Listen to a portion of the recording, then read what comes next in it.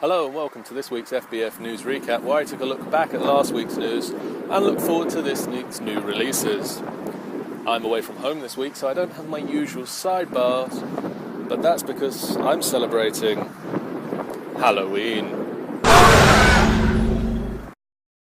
So, coming out this week, we have Uncharted 3, Blackwater, BlazBlue Continuum Shift 2, Disgaea 4, A Promise Unforgotten, GoldenEye 007, Reloaded, Grease, Just Dance Kids, and finally, Sonic Generations.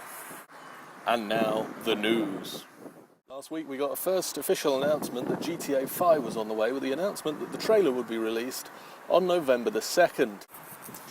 Now, we've heard before that the next game in the GTA franchise will be set in the fictional Los Angeles, and a source close to the game has confirmed that this is in fact the case.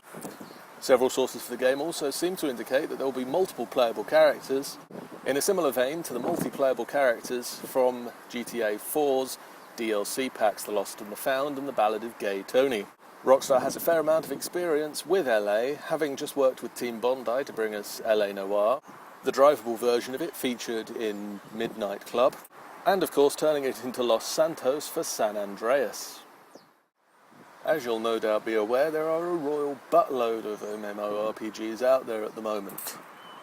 And as such, it's fairly hard to see how a new one could draw in the crowds quite the same way as some of the most popular games out there at the moment. Well, that being said, Funcom's The Secret World, a game that we here at FBF have been following eagerly for a long time, has just hit 500,000 registered accounts on the game's beta test. And as well as this, there is already a heated discussion going on the game's forums between players regarding the various secret societies appearing in the game. Dan seems to be under the impression that the FBF team here will be playing the Templars, but I think he's in for a surprise.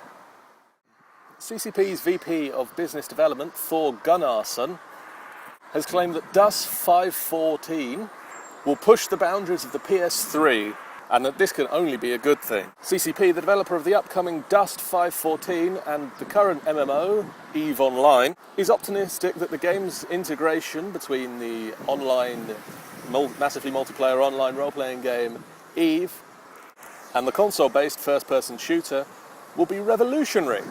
The console space is right now where the PC was before the internet took off. The consoles are about to take a big leap forward and they won't look back.